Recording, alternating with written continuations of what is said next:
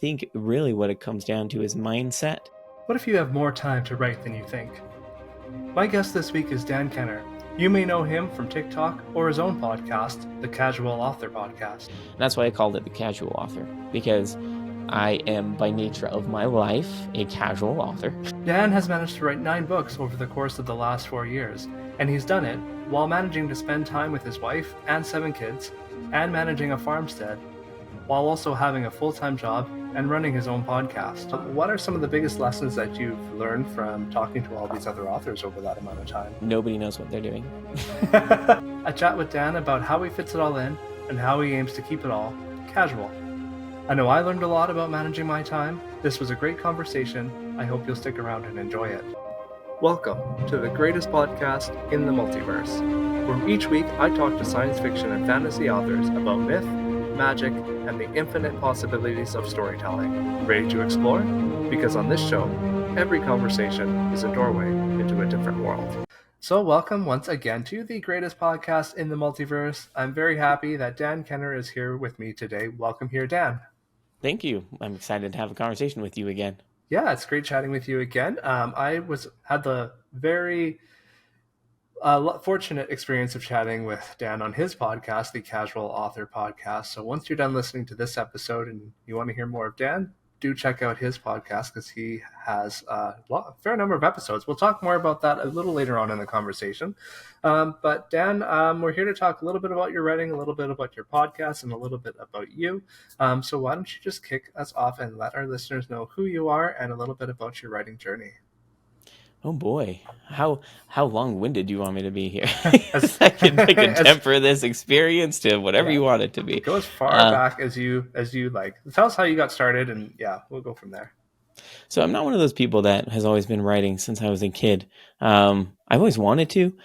Stories have always been floating around in my mind. You know, as an 8-9-year-old kid, I had toys that I would play with, and I would come up with elaborate stories for these toys. They'd be the same characters over and over again. Writing a book was always out of reach for me because I don't have a very extensive vocabulary. I don't feel very eloquent with my speech or my writing. And so I just resigned that I would never write a book. Okay. And it was when I was 28 years old, actually. So I know some of you hear that. You maybe have some older listeners that are like, well, that's still young. And some people are like, I started when I was 5. But for me, that felt a little late, right? Yeah. 28, yeah. I could have written books long before then. But I was working at my first job out of college, and I had a colleague who had been working on a book for 8 years. And, I was like, wow, 8 years, that's a long time. Let's talk about that. And we were just going into her journey and learning about her. And I said, I've always wanted to write a book. I don't think I could. She was like, well, what does that even mean? And, I told her the same thing I just told you about my lack of vocabulary and everything. And she said, well, just sit down and give it a try and see what happens. I love that. I was like, oh, that's an interesting idea. I never thought about that. She said, I'll do it with you. We'll sit in a room together. We'll set an alarm for 30 minutes and just write. Cool. And I was like, all right, cool. Pulled up a Google Doc, and it was crazy. Like, it was wild. It was this freeing to sit down at the page and just write anything.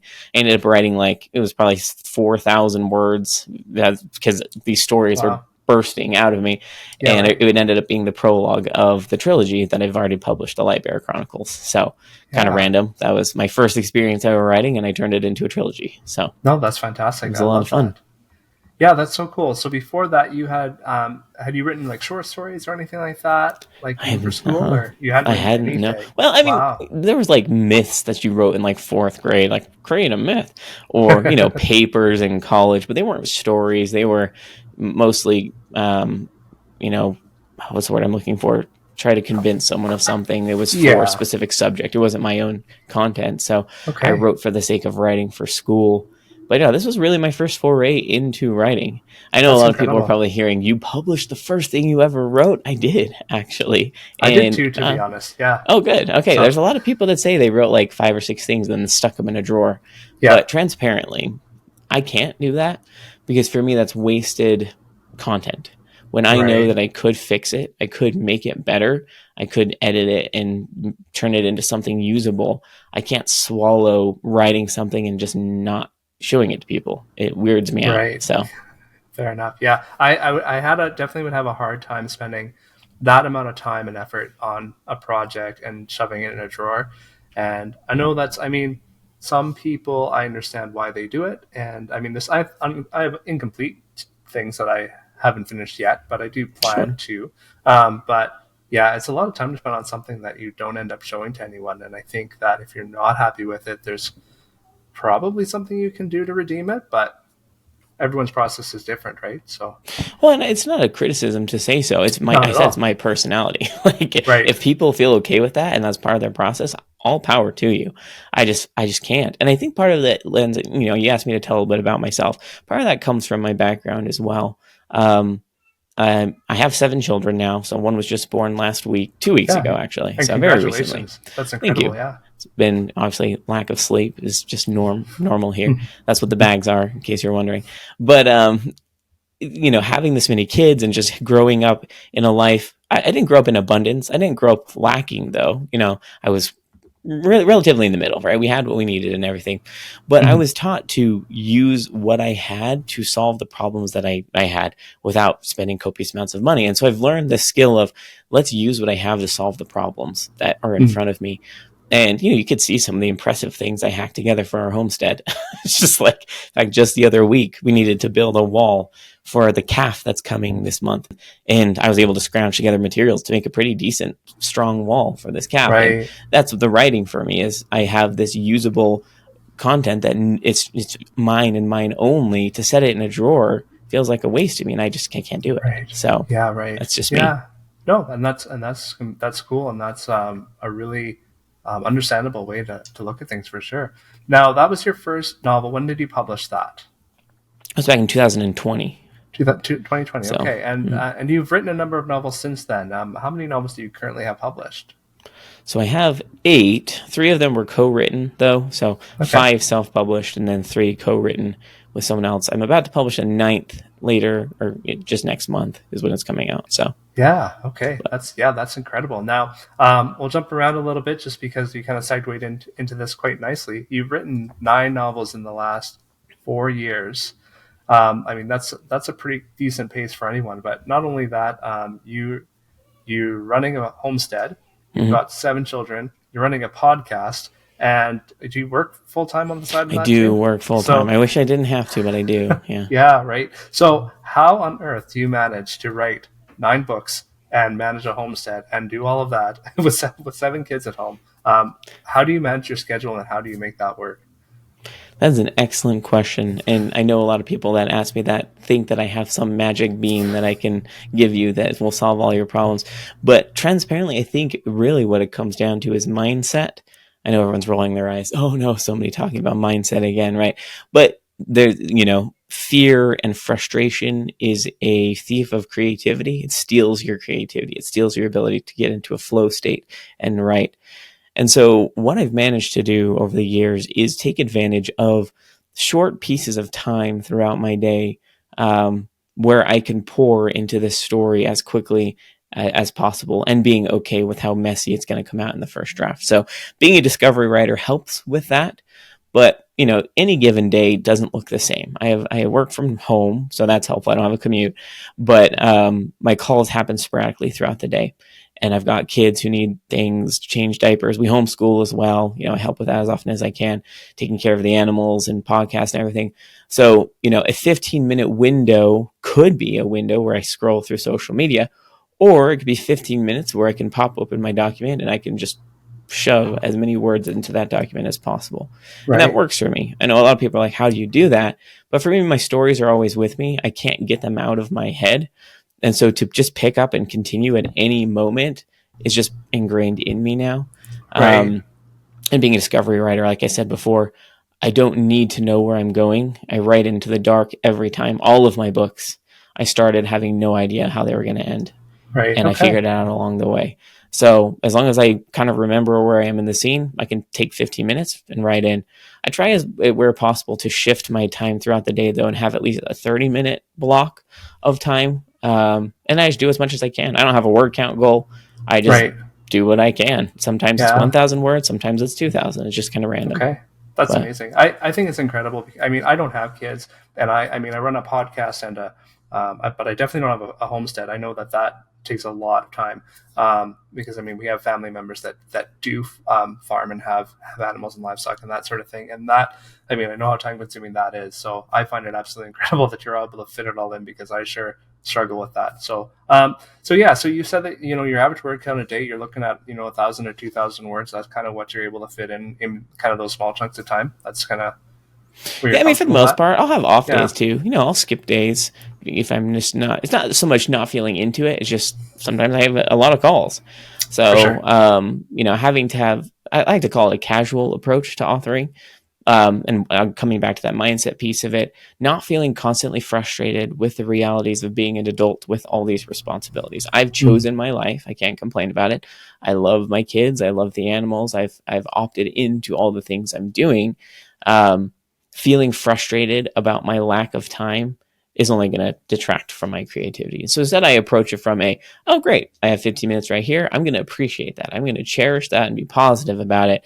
And that allows me to write. And I don't worry much about word count. All these people say, get this many words a day or have a word count goal per day. That works for some people. But for me, Yeah, when I had word count goals in the past, it made me stress too much about it. I found myself pausing every other sentence, be like, how many words was that? Okay. How many words was that? How many words was that? That's just not helpful. So totally. I don't worry about it. Yeah, I agree. It's too easy to get focused on that and not on the actual quality of what you're putting out. And I've learned that too. If I write 700 words in a day, then I wrote 700 words. At least it's 700 more words than I would have written otherwise. Which is great. Yeah. Yeah, exactly. Now, so what is that? What is your? I had a question there and I lost it a little bit here. But what does a typical day look like for you? Do you wake up early to take care of the farm and then kind of your work day? Like, how does that all kind of flow? What does that flow look like for you? Oh boy, the days all look so different, so it's hard to say for sure. But yeah, I wake up early to do author time. So I try Okay. where possible to get up by 6. It used to be 5, but with the baby getting up in the night multiple times, 6 is about as early as I can get up these days. So Mhm. I'll get up at 6. I'll take about an hour to do author time, and then it's time to go out to the animals. So go out, take care of the animals, then come in, gotta cook and feed cook breakfast and feed all the children. I try to get to work down about by 9 o'clock, and then standard, 9 to 5, 5:30. Occasionally I can wiggle a little break time in there and write a little bit during breaks at work if I can. And then, I try to exercise before dinner, and then we have dinner, put all the kids to bed. And at night, I don't actually spend any author time. Most of the time I spend time with my wife, because in the chaos, we want to make sure our relationship doesn't suffer. So we always spend every night together. Nice. Occasionally after she goes to bed, I'll take some more author time. If I need Okay. to edit a podcast, I'll take another 20, 30 minutes, sometimes an hour. But, keep in mind that I'm only getting about 5 to 6 hours of sleep at night. That was my next question. How much sleep do you get? And that doesn't work for everybody. Look, I'm not a health guru. I'm not a doctor. I'm sure someone would hear that and say 6 hours is not enough. However, it has been for me. And probably because I've built up a resistance to it. I don't know. If I get more than 6, I'm hammered for days. Like, Really? there's something about getting too much sleep for me. The sweet That's spot is interesting. about 6. That's when Okay. I really feel jiving. I feel really on top of my game. So, Hmm. if I can get about 5, 6 hours, then I'm feeling pretty good about everything. Yeah, that's great. I'm jealous a little bit because I struggle with, I can do 6 for a couple of days, but I really 7 to 8 is really what I need. Seven's kind of where I settle around. But That's pretty if I get normal. if I get less than 6, I can't function.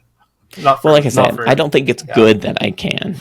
But I've been doing that for years. It all started when, this is once again into my background, when my wife and I first got married. She got pregnant pretty quick and stopped working. So I was working 2 full-time or 2 3/4 time jobs and going to school full-time for Okay. years. And so I was getting up early, staying up late. And that was 10 years ago. And I haven't stopped. Okay. So it's just, I've just kept it up. And even on Saturdays and Sundays, I get up early. I don't sleep in. Every day is the same. Go to bed at the same time, get up at the same time. It helps me stay consistent. So yeah, so that's great. Now, what does your relationship with social media look like? Because I find that's my biggest distractor during the day. In those 15-minute blocks where other people are probably scrolling TikTok, you're writing. It sounds like. So how do you? Because I've heard of you from TikTok. That's where I first found you, and so I'd like to know, how do you manage those pieces in your day while still getting the chunks into writing time? That's a great question. The answer isn't. I don't always, right? Really, some days are better than others. For the only time I ever get pulled into social media is when I feel like I have to post on there, because you open the app, You have to have ideas, or if I don't have ideas, I end up doodling around trying to figure out, well, what ideas do I have? Let me look at a few videos, and then you get sucked in. It happens. Totally happens to everybody. I'm not here to tell you that I'm totally diligent about staying off of social media. I'm not. I have my days where I'm like, I just wasted 15 minutes on social media. But generally what happens is I feel that frustration of, I could have been writing for that 15 minutes. And now I feel like I'm missing something in my day, because writing is so essential. It's a habit, and it feels good. I feel better throughout the day. So I haven't been posting on social media, and I'll be transparent about you. I've taken a step back for the past 3 or 4 months, just because I found when I did open those applications to think about what to post, I felt frustrated. I didn't really have a marketing plan. And so I was just wasting time. Now I don't really open them. I have them on my phone, and I use them for communication for my podcast. Any posts you see that I throw up on there are actually scheduled outside of the app. Nice. So I schedule them, and then they post without me having to open the application. And then I don't worry about opening it, because that's when I get pulled in. So yeah, I think that's a great approach. And I think a lot of authors feel that way. They feel frustrated, and they feel like they don't know what to post, and they get sucked into that trap. I know I do. But hearing that, you've been able to step back, and when you post, it's scheduled from somewhere else. So you still have some sort of social media presence. It's not like you never see a Dan post on TikTok, because I even see your podcast posts now popping up quite frequently. So just to have an alternative that you're able to maintain some sort of presence without getting sucked into it, I think is good for other authors to hear, for sure. Well, some people, really, a lot of it comes down to, some people are better about planning their social media posts. And if you have a plan, you probably have less to worry about in terms of getting on social media, right? I know a lot of people that have content plans. They know what they're going to post on Mondays, Tuesdays, Thursdays. They have scheduled content. I try that. And it's an artifact of my own challenges. I have ADHD, which is one problem. And two, the way I discovery write my books, I discovery live. So I know people they're like, it sounds like you have a rigid schedule. I do, because of the needs of other humans and animals, right? They kind of set my schedule. But any time that I have to myself, or the way I publish my books, I just let it happen. I just discover it as I go. I don't worry about hard deadlines. I don't worry about setting things they have to be done at a specific time, because if I just keep working on them, they get done. So, and that helps with it. But with social media, it doesn't help, because I don't have a plan. And so that's why it's easy to get sucked in. If you have a rigid plan, you can post, be on for 5 minutes, and get off. I think a lot of people are successful with that. And I think definitely people are more intuitive when it comes to social media posting. I'm not one of, TikTok really intimidated me for a long time because of the complexity that the posts have. That's why my videos are just me and text, because I can't think of witty things to say. I have to have, some sort of structure in order to post with any consistency. But some people, they have that intuition. They jump on there. They think of an idea, create it. And I'm amazed at a lot of the videos that the creators are able to come out with, authors especially, that are pumping out 5 books a year and have a full-time job and posting on TikTok. I don't know how you're all doing it, but I admire it. So, but I'm with you. If I don't know what to post, I can get lost. If I don't just say, okay, that's why a lot of my videos are repeats too. I'll grab an old video and just add new text to it. Well, the other thing I will say is I was talking to Joanna Penn recently. If you've heard of the Creative Penn podcast, it's a wonderful podcast. Definitely recommend it. I was talking to Joanna Penn on my podcast months ago. She mentioned that most of the time you're going to lean into content that you post is going to be content you enjoy consuming. I love podcasts. I love having them in my ear. I love audiobooks because I'm constantly doing other things. I don't love social media because I don't love to consume it. It makes me feel weird. A lot of it's very negative, not a knock on social media, but I don't like to consume it. So therefore, I don't like to post it. And she, the point she made was, you don't have to, right? She's not on social media very much. And she's leveraged these other long form content, podcasts, YouTube videos to leverage to boost her business because she likes to consume that. And that's when I realized, I don't like to consume social media. I don't enjoy, I never have a good feeling getting into it. So I don't know if I'm ever going to like posting. Now, do I think that I will stop posting altogether? Probably not. But I think I have to approach it from you're never going to like doing this. So use what tools you have to get it out there without wanting to pull your hair out, pretty much, Right. if that makes sense. It definitely does. Yeah. And I love that approach. I really do. And I think it's, seems to be working for you at this point. So I'm For the happy most that part. you've found something that's working for you. So, but I did want to get back, I guess, to your writing a little bit. Obviously, you're running everything in your life, but you're still finding this time to write. So obviously, you've found after that first book that you wrote, you had a passion for writing because you've written 8 more since. So really, what is it about storytelling? What's your motivation behind it, and why do you keep telling stories? Oh boy, that's such a deep question. I don't know that I'll have an adequately deep answer for it. But for me, it comes down to okay. I think a creative outlet needs to exist for everybody to some measure. Whether that's a creative outlet into business, whether that's a creative outlet into visual art or digital art or gaming. You could even say that. I think there's some creativity to gaming as well. I'll say Absolutely. that.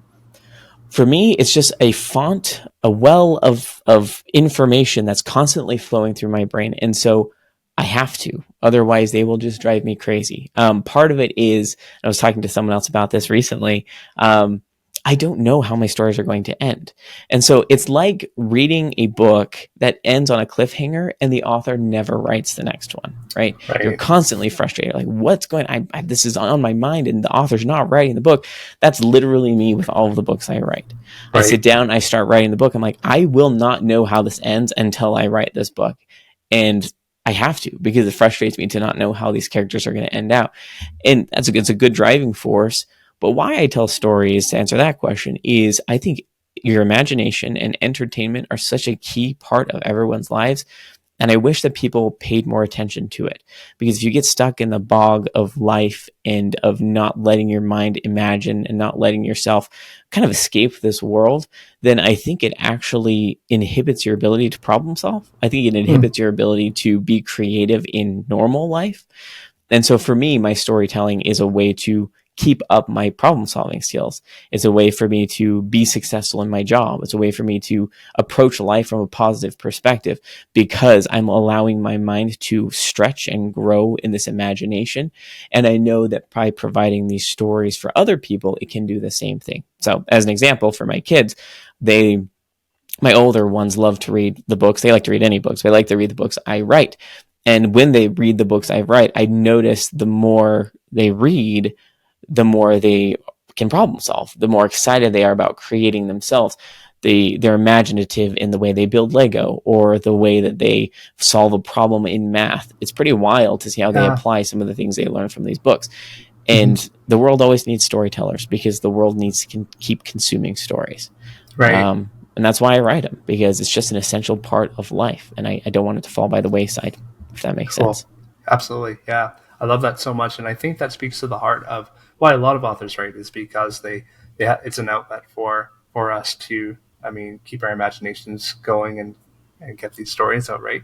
Now, I have, I guess, a related question. You're talking a lot there about imagination. I know some people, they kind of see vivid movie-like details when they imagine things, and others, they don't see pictures at all. Where on that spectrum are you of visualization while you're writing? I'm very visual. Yeah. I'm watching the movie as I write. I'm one of those people. So, which is interesting because I know people who are not that way. They can't envision anything. So it's pretty interesting. I think that lends itself well to pantsing as well, from the sense that I've gotten from authors who can and cannot do that. I don't quite see a movie. My imagination is more cartoon-like while I'm visualizing. It's not quite movie-like. I can visualize movie-like, but that's not how, even when I'm reading, that's not how it comes out, like a real-life 3D movie. But and I'm kind of in the middle of pantsing and plotting. But so I was just because you're talking about imagination and talking about how, and knowing that you're a heavy pantser, that I kind of expected it to be that you saw the movie like quality, but just curious. Well, but interestingly, I want to point this out. I think there is kind of a correlation between imagination, envisioning, and pantsing. I do have a co-author or an author friend of mine who can't even see images. He has that, I don't know if it's a disorder or just his brain doesn't visualize anything. He is also a pretty heavy pantser. So really? I don't His process looks quite different from myself, though. He has a more logical approach to his pantsing, in that Interesting. he'll write a few chapters and then he'll rewrite that chapter. He'll rewrite things over and over and over again, because he's constructing it from like a mathematical science formula perspective, Interesting. and I'm more watching movie as I go. So Interesting. yeah, Okay. it's just a different approach. But So, so how much editing do you have to do then? Like when you have this, like do you write your first draft from start to finish and then go back and edit, or how does that process look for you? sure, yeah, my writing process is a little bit unconventional as well. So this is kind of an opinion-based matter as well, but I believe that over editing happens. This is Dan Kenner opinion. I'm just going to go ahead and throw that out there. This is not in any book that you will ever write or read, rather. I believe that overwriting happens more often than people want to admit. And the reason I say that is there's a world with billions of people in it. Billions of people who have preferences, who have interests that align with various different things. I'm a believer that the more you edit something, you're just changing from good to good, if that makes sense. Okay. You're just changing from one audience interest to a different audience interest. And so in my mind, the question is, why keep editing, right? At some point, you just have to stop. Now, I do edit my books. I'm going to go ahead and throw that out there. I don't just throw them to the wind and say move on.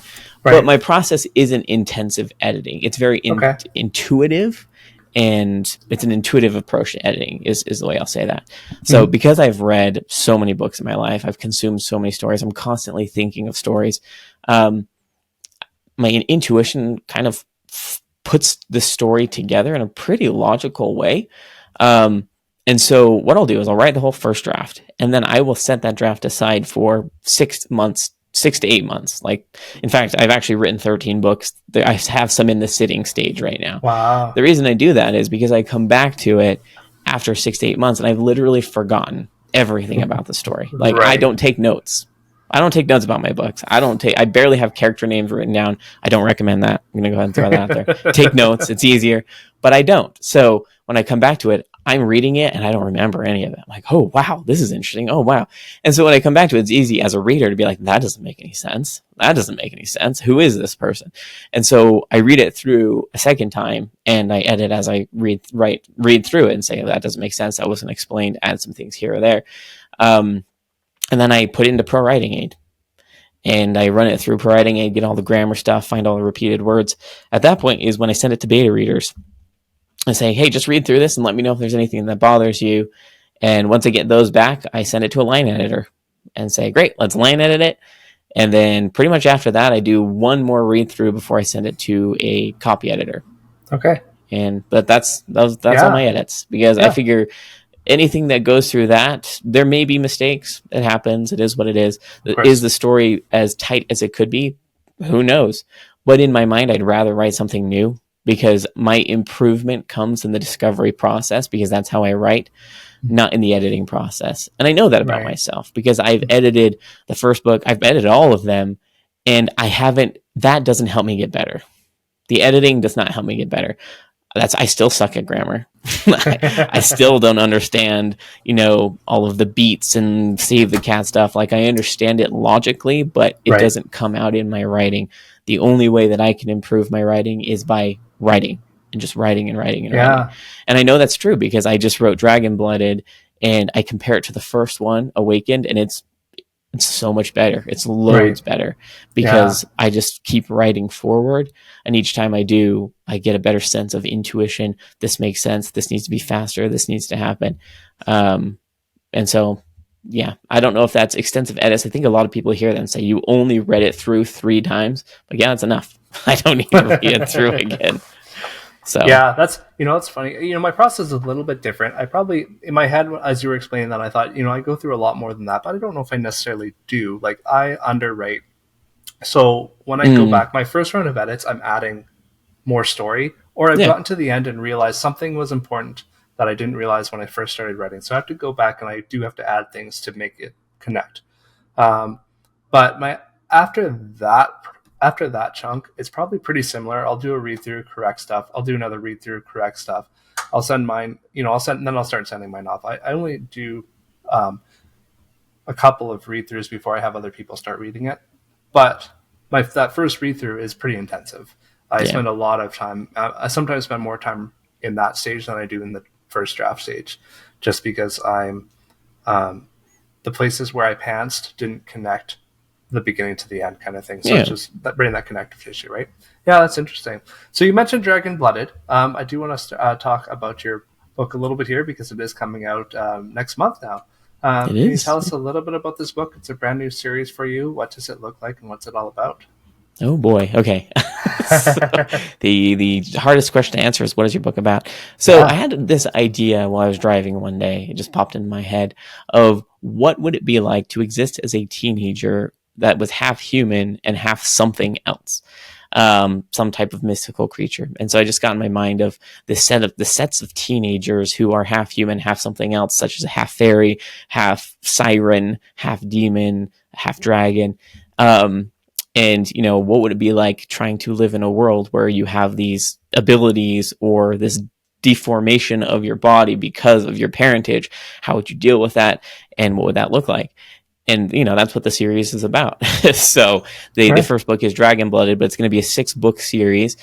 And because I'm a pantser and I like to do fun things, each of the 6 books is first person from a different perspective of one of these 6 teenagers. So Nice. it's definitely a fun exercise, right? Because you have the same sets of characters, but the perspective is from a completely different one. So I've already written Dragon Blooded and Demon Blooded, which is the second book. It's from a female perspective. Her dad is a demon and her mom is human. And then the third book, I've written half of it, which is Dwarf Blooded. So it's a girl whose dad is a dwarf and her mom is human. So it's very interesting, the intricacies of being a teenage in your developmental years and having to deal with this parentage that's not from this world, literally. So it's kind of fun. Yeah, really cool. Now each of these books, is it a standalone story or is it one story that spans 6 books? It's one story that spans 6 books. Yeah. So it's got an arc for all 6 books, but it's kind of fun though, because you see each character's development externally and internally, depending on which book you're reading. Mm-hmm. So now, being a pantser, how does that work for you? Where you knew it was going to be 6 books, you kind of have an idea of an overarching arc. How do you get there as a pantser? Okay, great question. I write it. Is really the best answer. So I really don't know for sure until. So the best way to describe it is my intuition tells me this book or this story has this long to go, right? So with the Lightbearer Chronicles, I pantsed that whole thing. Discovery wrote the whole thing. And everyone kept asking me, well, how did you know it was going to be 3 books if you didn't know what was going to happen? I said, I just knew. I don't know. I just had this feeling inside that this is going to be 3 books. And it's all going to work out in those 3 books. And it did somehow. Granted, the 3rd book was quite a bit longer. And so with the Dragon, the Hidden Heritage is what I'm calling this series. I have these constraints, these parameters of there's 6 teenagers. They each have a different parentage. So I need to understand each of their 6 unique stories.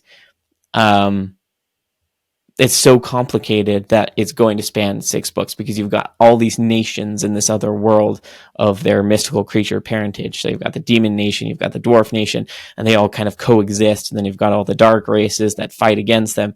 So there's this huge conflict. And then you've got the human world that's drug into this by nature of these kids who were born in this mystical world and then shoved back into the human world for their quote unquote safety. So generally what I do is I have a one-liner about what I think the major conflict of that book is going to be. It doesn't always turn out that way. So I do have 6 lines. This is Dragon Blooded, this, Demon Blooded, this, all the way to the last book, which is going to be Siren Blooded, which is this. The thing is, though, I don't always follow that. That just gives me like a very general direction. For example, the 2nd book did not pan out that way. It turned into something completely different, but it's kind of related to what I wrote down in a different way. The characters really lead the story. So in that way, because of the constraints and because of those one-liners I've written, I'm pretty confident it will be 6 books.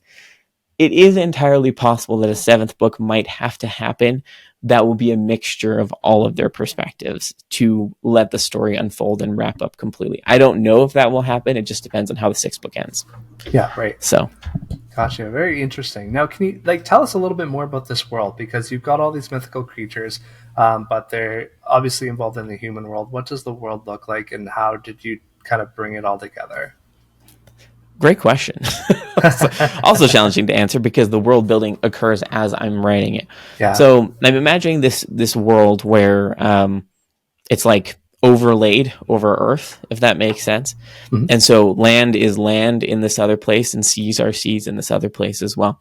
But obviously, it doesn't look like Earth. It's it's a mystical world where you've got mountains, you've got creatures of all different kinds, and magic exists and everything. So all these races in this other world have been at war for hundreds of years. And as a result of different treaties and alliances, some of the dark races have joined the light races, much to the chagrin of the dark races. For example, the demons and the sirens, which are generally categorically bad races in books, have actually written treaties to join the light races. Which provides some interesting conflict in this other world. Yeah, right. And so, 20 some odd years ago, there was a prophecy that was said that there's a massive force or dark power or just this strong power that is locked away by the blood of 6 half-bloods, if that makes sense. But they will only be born to royal lines, and they have to be half-bloods. So all of the races, dark and light, wanted to have these kids. And so generally humans they aren't hated by everybody, but some of the races don't like humans as much as others. And so because of this prophecy, these rulers set out to find humans to pretty much have children with, pretty much. And 6 of them successfully had children. And they are the humans of this prophecy they're the catch-20 is the sacrifice of these 6 half human kids will unlock this power. So pretty much they're destined to die, which is not a great place to start, but that is their destiny. And that's kind of what they figured out. And that's, a lot of the conflict comes from this war that's happening on the other side. And so the other thing I will say about this is the human world has become so corrupt that these mystical creatures can't cross over any longer. Humans can still go into their world, but if any of these mystical creatures, light or dark, enters into the human world, they pretty much melt into a pile of sludge because of how corrupt and dirty and messy our world has become. Right. So that provides some complication. They sent these half human kids over, with the understanding that no one could get them because they can't cross over. And so at the beginning of the first book is a little bit of a surprise as this half dragon-blooded kid is confronted by some orcs and trolls that somehow survive on the human side. So that's how it begins. Okay. That sounds really interesting. Now, did you have any challenges creating the world itself? I mean, I don't know. That's a hard question. I think I'll know when I get back into the editing process. So I've only edited the first one, and I don't know that it was necessarily challenging. The world just kind of comes together as I write it. So for me, anything's possible. There's really no limits with your writing. It only becomes a limitation if there's inconsistencies between books. And because I've only written the second one and part of the third one, I haven't run into any of those massive inconsistencies. I do have a tendency to make things too big. So that is my problem. I can't keep things simple. I have to add political intrigue. I have to add these random side characters. And so books that I intend on being only, say, 70,000 words end up being over 100,000 because I just can't keep. I'm an overwriter, unlike you. So my first drafts are often very, very lengthy because I put lots of detail into them. I put lots of really unnecessary detail. So sometimes I'm editing out, I'm pulling back information that's like, oh, I don't know if I want to take that somewhere. I think it might be easier to cut that and keep it simpler. But I'd say that is the biggest challenge, is just having to cut things that are fun, but are just distracting. Maybe not serve the purpose of the story. Yeah. No, but that's cool though. I do appreciate that, and I like that. I mean, obviously you have these ideas and you have a vision of what this world is. You just are trying to not include everything that you're envisioning into the actual book itself if it's not pointing it in the direction it needs to go. Well, it comes Which out I in the think- first draft. So Right. that's the thing, right? Keep in mind that Yeah. I'm not pre-thinking a lot of these things. This story started with this idea of a half dragon, half human kid, and then 5 other humans that are in the same boat. And that's all I started with. Yeah. And so the world came about as I wrote the story, and it's going to develop more over the next, 4.5 books, 3.5 books as I finish them. Really just going to make sure things are consistent and not get too crazy with where I go. Yeah, right. That's cool. Yeah, I love it so much. Now, this is a YA series, you said, It right? is. Yeah, so And this is definitely young adult. Okay, so are all of your books young adult? No. I also have this problem of wanting to get into everything. It's not necessarily the best business decision. So you'll hear people say who are successful indie authors, stay within a genre as often as you can because that's what you build an audience on. And I think that's generally true. I think you have an audience that loves, say, YA portal fantasy or YA romance or something. And if you keep writing to that, your existing audience will be happy. Because I'm ADHD, and because I am a discovery writer, I can't stop myself. So to answer your question, no, I've written middle grade books, 3 middle grade books. I've written YA books, and I've written epic fantasies for adults. So I kind of I'm planning on writing mysteries for my son because he loves mystery books. Cool. I'm also planning on getting into more like middle grade fantasy, possibly sci-fi. I do want to write a hard sci-fi book at some point because I love sci-fi. Yeah. That scares the crap out of me though, because I'm not a science person and those are so complicated. But the thing that's also a little bit tricky is I don't write to market. I know a lot of people that do, and they find themselves very successful. I don't. That does make the marketing piece kind of challenging because I've written across all these different age groups, all these different genres. My audience is kind of like, who are you? What do you write? So that's kind of challenging. Yeah, I hear you. I mean, you see my books behind me, and I've got space at the top and fantasy on the next shelf there. Because I'm kind of the same way. I really am going to struggle to try to fit myself into a box that I'm going to write the same subgenre of something forever and ever, because I read more than one genre. I wrote a cozy fantasy book. I don't want to always write cozy fantasy books because I'll get bored doing that. To be honest, like I enjoy it, but I need some variety. So I've got an epic fantasy planned and that sort of thing too. So I'm in the same camp as you there. I can't just write sci-fi forever and ever. I've got to kind of branch out. It'll always be speculative fiction because that's primarily what I read. But yeah, it'll be different flavors of it for sure. Well, so I hear you. I agree with the speculative thing. For me, a lot of it comes down to discovery writing. I'm sure it is possible in something like historical fiction. It just sounds like I'm going to go ahead and throw my laziness out there. It sounds like too much work. I'm just trying to take the chaos of my brain and the truth of history and mesh them together in a way that's believable. It just feels overwhelming to me. So I have read some historical fiction that has been amazing. But yeah, I don't know if I read it. It's a little too much. Yeah, I hear you. It would be definitely, I could think of some fascinating stories to dive into and to write about, but it would be a lot more upfront work than what I typically do as well. Yeah. Just the research aspect and trying to make things historically accurate and that sort of thing. I think I'm in the same camp. It would just take me 3 times as long to write that story, I think, and I have other stories I could write in that time. Exactly. Yeah, for sure.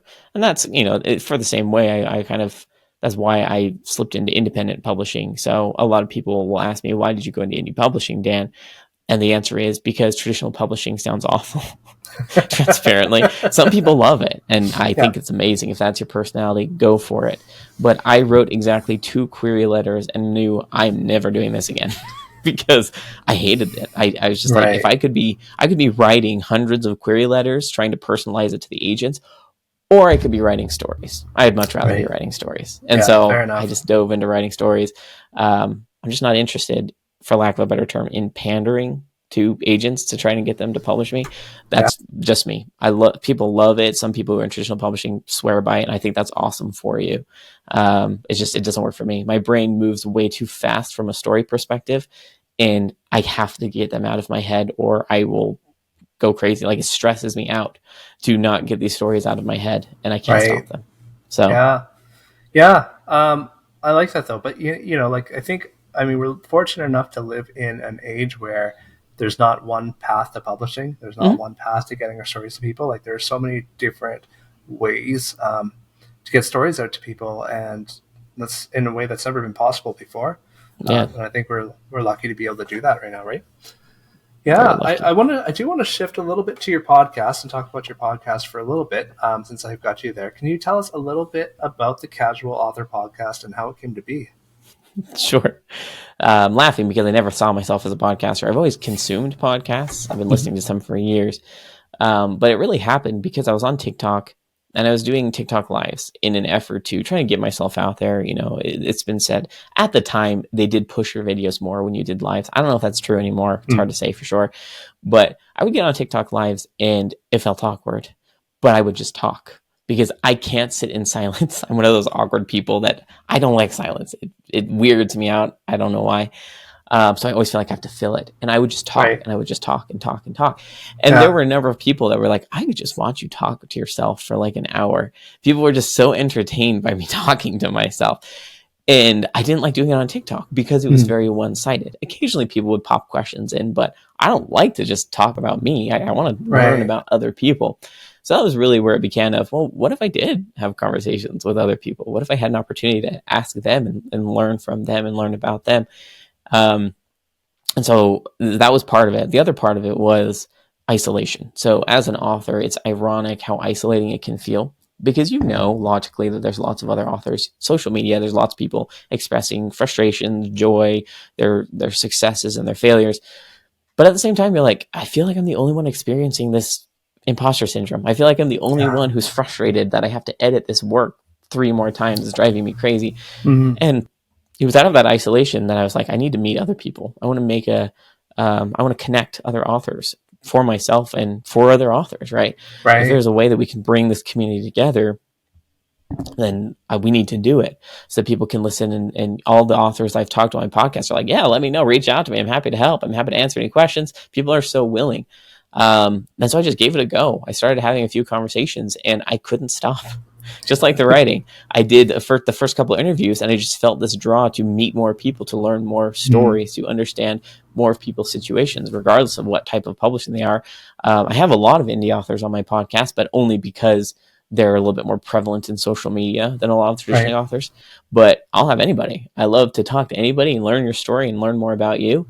And also I want it to be a very positive perspective on being a busy author, because let's be honest, most of us are pretty busy authors, if not everybody. Right. We've got families, we've got pets, we've got jobs, we've got other hobbies. Like there's so much going on. We're adults that have responsibilities. Yeah. And I think there's so much frustration around that. People wish often that they could drop everything and just become an author. But I think that shouldn't be the way they feel.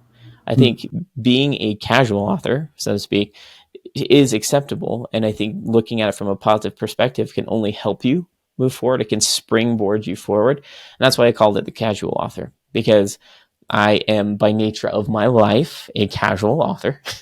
I can't go into marketing all day. I can't get on social media all day. And that's okay. I've learned to accept it. All of the facets of my life work together into a positive whole. And I'm trying to give that back to other people who might feel like they're in the same boat. I do talk about my homestead as well. So people love to hear what's going on in my homestead. I mean, some wild stuff happens on my podcast or on my homestead, and I talk about it on the podcast. So some people like to just listen to the first bit of it, and that's fine. That doesn't offend me. But yeah, the author interviews are very helpful, and I hope that they're giving back to people who need questions answered about their authoring. That's really cool. Now, and so you've been doing it for probably about 2 years now. Is that? Yeah, just about 2 years. Episode 1. I think what I was listening to the other day was like 125 or something like that. I think about 130 now is where I am. So okay, yeah, so that's impressive. Now, what so been over 2 years then, heading into just about 3. What are some of the biggest lessons that you've learned from talking to all these other authors over that amount of time? Nobody knows what they're doing. I mean, to a degree, right? I think keep in mind that I say that with a little bit of humor. A lot of us know what we're doing to a degree, but there's a lot of people that are like, I have tried a lot of different things and I failed in a lot of different things, but still, because of the ever changing landscape of publishing, you can't be prepared for anything. You just have to keep trying new things. You may have fears about things like AI or fears about publishing or marketing. There's all these things. But the best thing you can do is just give it a go and trial and error, lots of moving forward and giving new things to try. Everybody that I've talked to has been awesome. Every person has been willing to help. Everybody has been seeking help.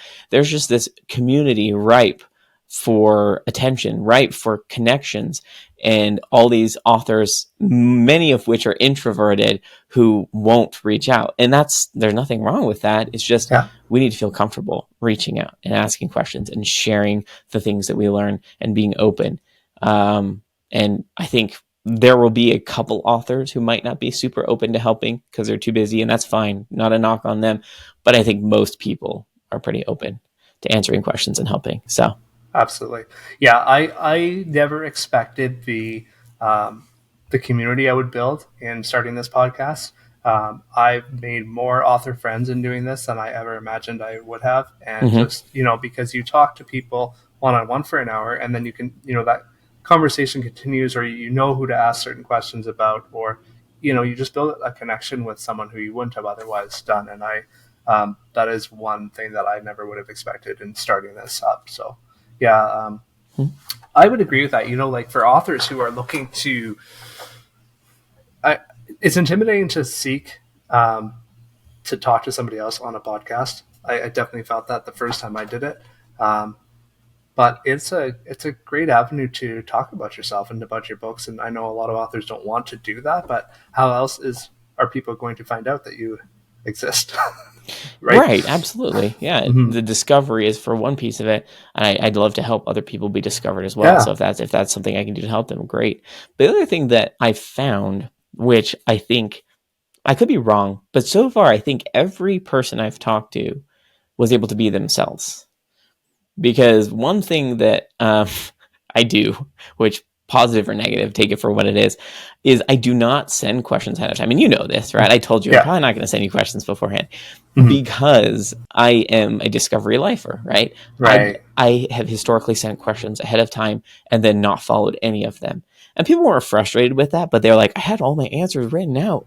And then you didn't ask me the questions. I'm like, sorry, I did not mean to do that. It's just, I'm so interested in you as a person that I got stuck on something that you said. I was like, well, let's talk about that. Let's dive into that.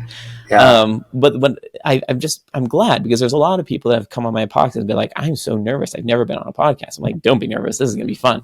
And they've always opened up. They've always been who they are. They've just had a blast and been able to kind of break them out of their shell.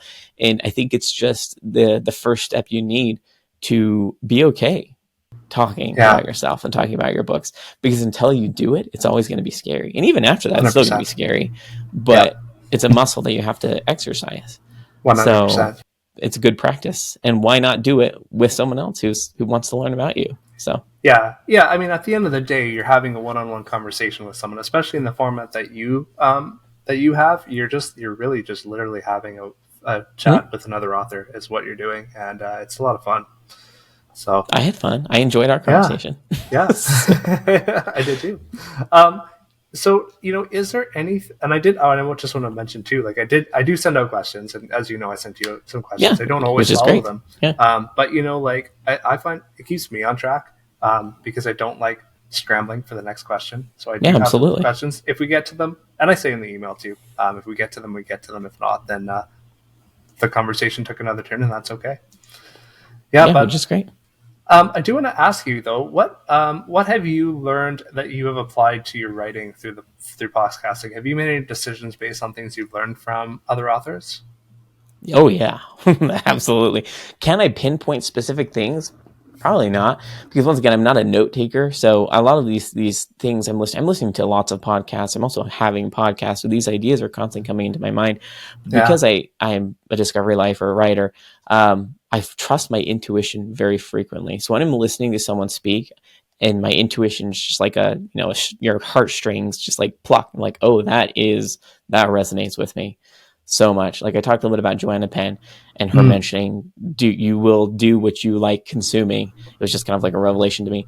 And she also taught me to say no a little bit, because I have a tendency to say yes to everything. So, I don't have time for everything. But I've learned about being comfortable with various things, like, for example, what people don't like to talk about, generative AI. So personally, I will never use it for my writing because I don't have an issue at the discovery stage. Right. That's pretty easy for me. I don't need it to give me ideas. I don't need it to write for me. But it has been helpful from a marketing perspective. And before I was like, I feel really uncomfortable with this. But talking to other authors, I'm like, okay, this doesn't actually sound so bad. So now I can put my book into AI and say, give me 20 tropes. And it'll show me like, oh, you use these tropes. Now that's important for me because I don't intentionally put tropes into my books. I just write them. And then I have to extrapolate what I wrote. And so it's like, oh, that trope was in there. I didn't even see that. Oh, that concept was in there. I didn't mean to, but it's in there for sure. So that's one example. I've talked to authors about their editing process, and that has definitely helped me become where I am editing wise. I've talked to other discovery writers, and it's helped me feel more comfortable with my discovery writing process. I've even talked to plotters, and it's helped me realize the power of reverse outlining, right? I write it and then I'll reverse outline it so that I can see, what did I do? Let's see an outline after I've written the whole book. Can that help me reshape everything? And it does to some degree. But I'm constantly learning. I think every single episode I've had, I'm like, oh, that's an interesting idea. And so I'll give it a try at least. And if it sticks, it sticks. If it doesn't, then I at least gave it a try. But, there's all sorts of things I'm learning. Yeah, cool. Couldn't agree more. So you've got these 6 books planned that are coming up now, just to jump topics back to your books a little bit. Is there anything else that, I know that's a lot coming out down the pipeline, but is there anything else that readers can expect from you in the coming months?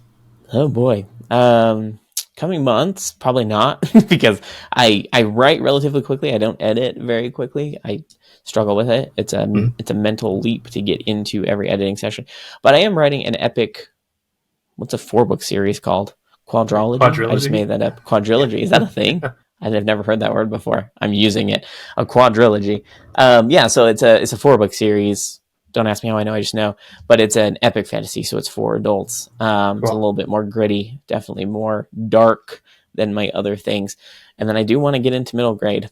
So I don't have anything planned, but then again, nothing's really planned. So just know that I'll be writing. It's just casual, right?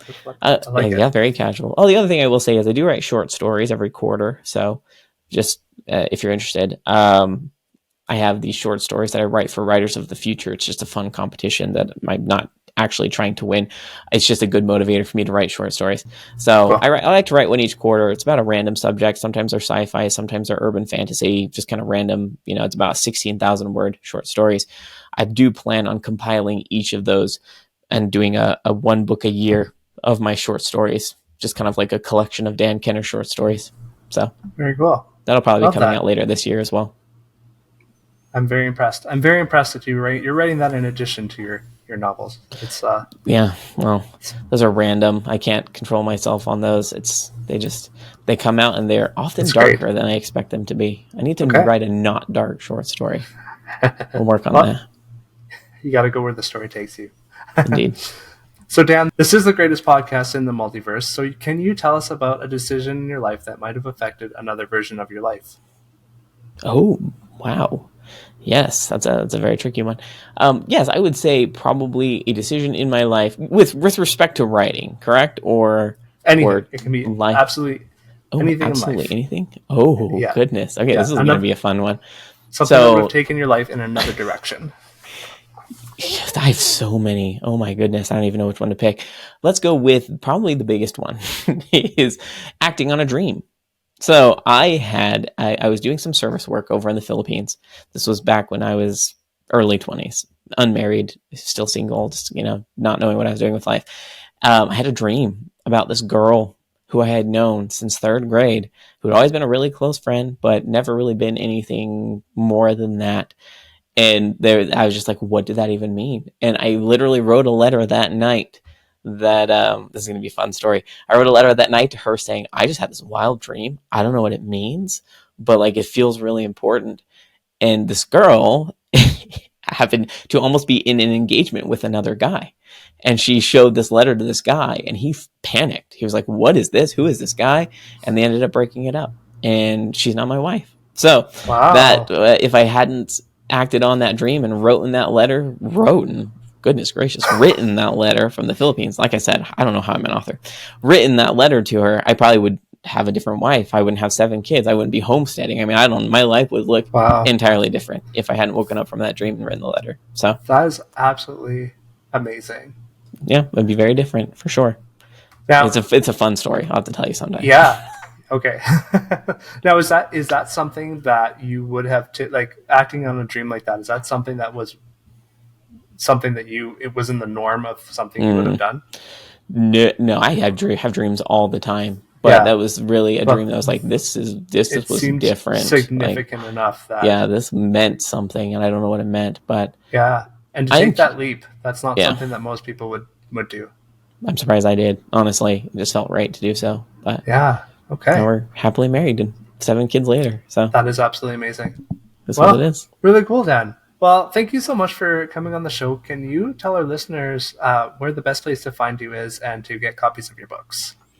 Sure. Yeah. Probably the best way is I try to keep everything consolidated into one. So if you just go to dankenner.com, that'll have everything. There's links to the podcast. There's links to my store. I do sell all of my books directly, either signed copies or print on demand.